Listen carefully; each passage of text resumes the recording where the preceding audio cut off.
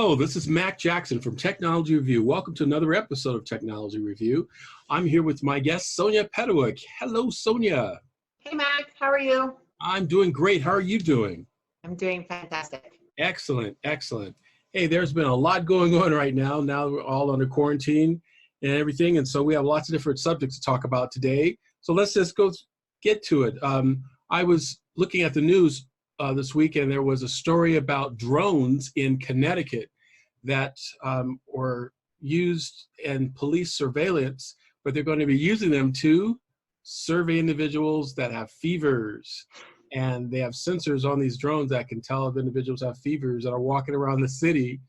And if they find out fevers, they're going to let them know that they need to stand 6 feet away from individuals as they walk down the street. What do you think of that? I think it's interesting. It sounds like, I think there's a huge portion of the country that's going to say no.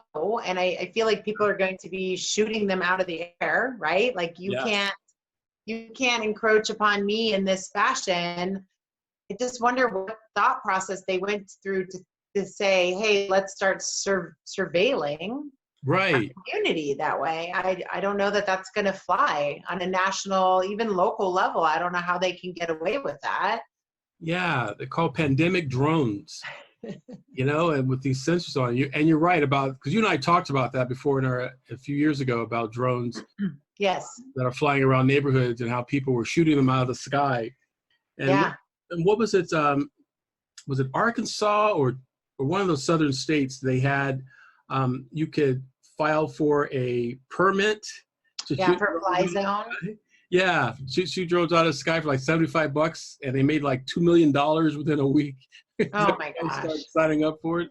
That's crazy. And I think if I were a private drone owner and mine got shot down, I'd be sad. I'd be like, But we talked about it too when it first started happening here in Vegas, when they were flying over neighborhoods and kind of scoping out homes that were like left open, like garage doors that were left open at night, and it was used as a way to do bad. And now you have it being used, I guess, under the guise of good, right? Because nobody understands this virus enough, and so I'm sure they're thinking, let's go around the community, make sure people are staying safe and keeping distancing. Can you imagine a drone talking down to you saying, sir, please step away, like you're too close? It seems like out of a movie to me that would even be okay. It does. When I first heard the story, I thought it was like talking about a science fiction movie, where they'd be able to do that. But the technology is there. They're stating that they could actually have these body sensors that can sense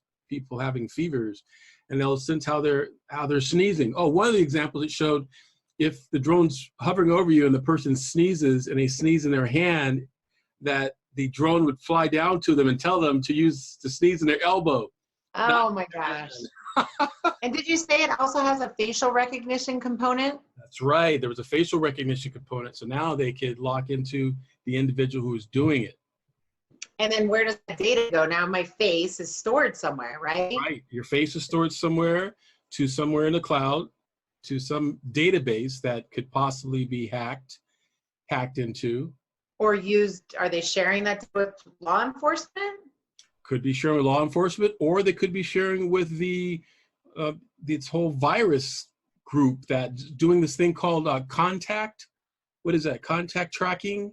Yes. Contact tracking, Now, to add to that story, there's another company looking to use our cell phones. There's talk of a collaboration between Google and Facebook. Yeah. That they were going to use the sensors in our phones to track where we're at. Just like supposedly it's worked where they're able to track down how many people are using, with their phones, and how many people are sick, and the people they know who are sick. Yeah. So what does that mean if they track people like that, I mean, we've always had this debate, and I already feel like they're tracking me. They're aware of me.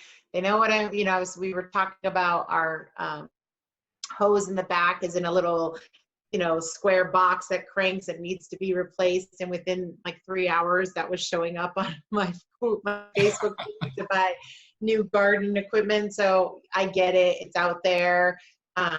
I just think it's interesting that it's gone so quickly that that's what's happening, right? That now we have pandemic drones. It's like we've gone from 0 to 60 Right. so fast. So fast. And yeah, without like governance around it, without questions, I can't imagine. I just am thinking like all this facial recognition. Now you can find out if someone has backdated child support or warrants or what else are they.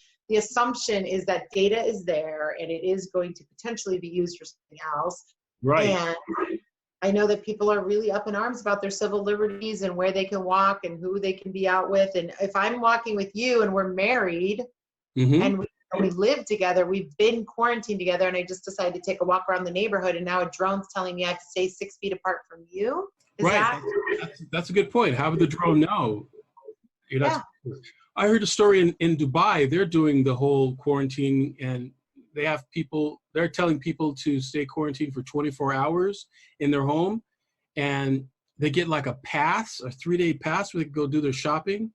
So they have to stay in their home. So that's really weird, really scary too. You're right. If you're out in the public doing your shopping, are you like a day late or a day early? And who's there to verify it? Is there like a police force that? Yeah, I thought in either India or Philippines was the same thing. Like you had to apply to be able to go and do your essential shopping. And if you weren't out, that people, I saw video like this guy on a bike being beat down with a stick, by people in uniform. Like you're out when you're not supposed to be out. Yeah, that's really strange. That would be really, really hard to bring to our country and our democracy, but yeah, you never know. No way, man. Yeah. Well, that leads us to our next story here in Las Vegas regarding the story that's been all over the news, all over social media regarding the Mayor Carolyn Goodman, and the interview she did on CNN, Anderson Cooper. That was really strange and interesting at the same time. She's really concerned about our city, which we do know, but it's like there's no plan. I could tell that she's been, at least in my opinion, that she's been definitely been pushed, or you could see the effect of all the people here in our city out of work and need to get back to work, but there isn't a plan right now to bring them back to work. This is a total paradigm shift it's going to be in our casinos. Oh yeah, I think listen, I'm a small business owner. We've talked about that, and I would love, and my business is putting people to work. So I would love for nothing more than that to happen. I grew up very poor, so I know what it's like to be a paycheck away or a meal away from not eating or having somewhere to live. That's a very, very scary piece to your life. And we have a huge population in the service industry that live at or below the poverty line. And so that's very concerning. We have kids who are not in school, who normally in school, that's where they get their only meal a day. And so I get where her heart is at. I do understand that. And I feel incredibly for those people. And I understand that. I think the pieces that she's missing is, those are the most vulnerable that would be going back to work. The housekeepers, the EVS cleaners, the people who were already living at below the poverty line and just barely making it paycheck to paycheck. And now you're potentially putting them back into an environment where they could contract it. They don't have good health coverage. They don't have a good support system, and putting them at risk. Have we thought that through? And the plans that are out there, they're floating. You and I talked about this earlier, are around the hotels and the owners understanding how can we improve keeping everything clean. And of course, you have to think about the slot machines and all the buttons, the dice and the chips and the cards. And I'm sure that there has to be conversations with the GCB, the Gaming Control Board, around how are we handling that differently? Because there's already a system as to when money and chips and dice and things leave the table, right? How often they switch out cards. And now you're changing those policies. That doesn't happen overnight, right? And so while I understand what they're trying to get to, don't just say, let us open and it magically happens. That's right. They have to have a plan. It has to be tested and with business continuity. This is all business continuity that people, us in IT, we in IT, that is, talk about all the time. It's what we do for a living, and you would hope that there are plans for that to give us that protection. There's talk of the Treasure Island and the Wynn looking to open up next month, I mean, Yeah. how's that going to happen? Are they going to issue face masks and gloves to people entering the casinos, and then when they exit, they dispose of their gloves? That's going to be so strange to see thousands of people walking around with masks on, sitting in front of a slot machine. It almost Yeah. looks like and it doesn't look relaxing to me. I mean, I'm a native here, born and raised here. You know, it won't look relaxing. It looks like that you're desperate. You're Yeah. desperate to go gamble or. Yeah, and I mean the culture, we talked about this, like the whole fun of if you are a smoker or a drinker is that social component of gambling. You know, the cocktail waitresses are there to serve you drinks. Now you're mass drink, smoke, whatever. And so that whole thing is just, it's so interesting to me. And we talked about it too, that they, you know, they're wanting to implement thermal scanners to enter properties. So Right? the example we chatted about earlier was, okay, you and I are together. We decide to come to Las Vegas and have a little vacation. And when we walk into the property, one of us is running a temperature. So what does the property do? They Right. say, you need to go home, you need to leave. And then let's say we say, forget you, we're not going back to wherever we came from. We're just going to go to the next property and the next property and the next property until someone lets us check in. And so, And infect all again, those people. and I have to imagine that there's people smarter than I that are more vested in that for those businesses that are going to figure that out. I don't think that they're there yet. Right. Yeah. Right? What does that look like? Yeah, that's crazy. What does that look like? And then what if the couple in your scenario there decides to sue because they were embarrassed or emotional distress because, you know, they've been told that they have a high fever and they may have the virus, and everybody's looking at them, right, Yeah. as they're being escorted out of the casino? That is going to be a mess. Yeah, I really don't understand how they're going to do that. I just don't see it. I don't know that it's going to add to the allure of coming to our town again, right? Right. It'll take away from it and probably have a negative effect on it as well. Yeah.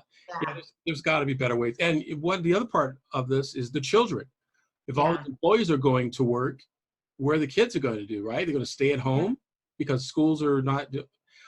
Just to add to our story, there's a report of some cities around the country are adding Wi-Fi locations to the park, like a mobile Wi-Fi, and kids will bring their Wi-Fi devices to the park and open parking lot where it's airy so they can do their work. Oh, you know, it's like, what? It's just really amazing. I mean, we've been in this business in IT a long time. Again, we talk about all these things of what if scenarios, what could happen, go wrong. It's like everybody's for years been saying, well, it's not going to happen, or we're not going to be concerned about it. And look what's happening now with all this. So I mean, I'm just going to trust that our city is going to get there, and it may not look exactly like the average person wants it to, but I think if we all just hold on and let them do what they believe is right, and if we let them work together and unite and say, this is, whether it's local casinos first and then portions of hotels, 10% occupancy at a time or something, because the other piece of the plan is a rollback. If we say, let's go and we're open, and the worst case happens and now there's more and we have a spike, how do you roll it back again? True. That's true. How to shut it off again. Because if you shut it off again, to start it up again, it's going to be really very difficult. As the word gets out that somebody got very, very sick from it, it's just going to be huge. And what happens if an employee says, I don't feel safe, I don't want to go back to work yet, I don't feel like you've done what you needed to do? Are they terminated? Do they lose their benefits? Their unemployment? Like, do they have a right to choose that they feel that the company has done everything in regards to protect them? Will they be provided with masks and gloves? And I don't know. It's crazy. Yeah. It's crazy. Absolutely. Well, let's talk about the job market here in Vegas. So all this going on, people are working from home, and when they're working from home, again, you and I being in IT, the IT departments or companies that we have consulted with and work for, they have a very sophisticated means of setting up their workstations and computers for their employees with the high level of firewalls and protection from hackers. Now employees are working at home and they're setting up their Wi-Fi systems based upon their kids, 12-year-old nephew and nieces helping them out set up their Wi-Fi, right? Or the Best Buy kid trying to set them up. It's not being set up like it's at the office. Yeah. Which means that you and I've talked about this for years. It's the low-hanging fruit for hackers, knowing that you have people at home that do not have the education on how to set up their systems, right? Yes. So so that's opening up a huge problem as well. These individuals in HR departments, accounting departments, and people are preparing their taxes right now. I'm seeing people talk about doing Zoom videos like this, talking to tax people and sharing tax information back and forth without any type of understanding of, I mean, I've asked people all the time, how many of you have a VPN set up on your system? They're like, well, what's that? You're working from home. You have to have that set up. Or, antivirus software. Yeah. Or password management system. Yeah, I think I was on a conference call or a webinar this morning with a local MSP and an HR professional and a lawyer, and I think a lot of companies are starting to think about what that plan looks like to move back into the office. And if the employees choose not to, what does that look like? And if we decide, hey, this work from home model has worked, what is the requirements and obligations of a company? And as a small business or even a large corporation, I think employees are going to start asking questions like, are you going to, if I need to set up another router or server or VPN, whatever, for the business to separate from my home, who's going to pay for that? Right. Who's going to help? Is that something I get to get reimbursed? And albeit while we're going to see a decline in commercial rental if people do go more from home, so there'll be some cost savings, are employers going to be willing to pay bandwidth at home? Are they going to be willing to do, and if tech support, they just can't remote in, is someone come to my house and do it? And that's a problem too. My mother had to get her router replaced at her home, but Cox Cable can't come out to the house, right? So I had to be there, and I'm there, and the Cox gentleman couldn't come in the house, so I'm running cable in the mom's house, splicing it, putting it on barrel connectors. I haven't done that in 20 years, right? Oh my gosh, yeah. I thought, wow, something else to tell Sonia and put that on my resume, right? Yeah, exactly. So yeah, I think it's a lot of, people have to really think this through. And in the call this morning, someone was talking about how, someone on their workforce said, hey, I've had to, get extra internet capability because my kids are online for school and I have to be online for work. And now my bill's gone up $30 a month. I can't afford that. So whose responsibility in our company is going to have to support that? Office supplies, ergonomic chair. I mean, there's a whole good point. Piece to this that we need to probably understand. And now if there are going to be policies like, well, albeit you don't have to dress professional to come to the office, you still need to dress appropriately for a Zoom meeting or a call, and just little things that has changed so much that we need to be ready to do that. And the choice to go back to work or not, is that going to be there for people? Yeah, that's true. That's true. In some states, I'm understanding that they say that it is, you make more money, you get more money if you go on unemployment than going back to work. Yes. That's crazy too, People will make that choice. They will take that goal. Yeah, exactly. Yeah, I talked to a candidate the other day for, possibility of a desktop project. And he was like, well, that's $200 less than I'm making on unemployment. And I was like, right. Okay, but my project's like potentially 40 weeks. You can stay on unemployment for 40 weeks, can you? And he just said, watch me. And I was like, oh. Yeah, it's crazy. Yeah. Yeah, it's really crazy. There's definitely have to be something. Yeah, this is going to. I wish people would just give it some grace because it is so new. And again, I don't know that I'm not running for office. I'm not holding a position, so I'm not, wearing that hat. I don't know if I would want to. So we elected these people, whether you voted for them or not. We need to kind of trust in them to hopefully navigate us through this and just make the decision with the best interest of everyone versus just certain groups, or because we feel like we have to. I get it, the economy, like, listen, it sucks right now. It sucks for a lot of people, but it will be worse if we don't get it right. Yeah, it will be. It will be terrible if we don't get it right. And Yeah. We have to definitely keep our politicians aware and push them to do what they need to do, Yeah. what their responsibilities Yeah. are.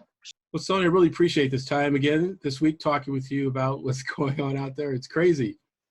Yeah, let's continue the conversation, and we'll let the public know again. But while I have you here, why don't you give out your website again? Oh, thanks. Yeah, it's Taurean Consulting. That's Taurean consulting.net. Very good. Check us Very out. good. Yeah, very good. Really appreciate it, Sonia. And we'll look forward to speaking with you again. And for everybody else, definitely stay tuned to our show here at Technology Review. We're available on Facebook, Instagram. You'll find me on my YouTube channel as well. But you can go to my website at mackjacksonjr.com. Find out more information on cybersecurity awareness, protecting you and your family from cyber hackers. Until next time, folks, this is Mack Jackson from Technology Review. We'll see you next time. Thanks. Bye.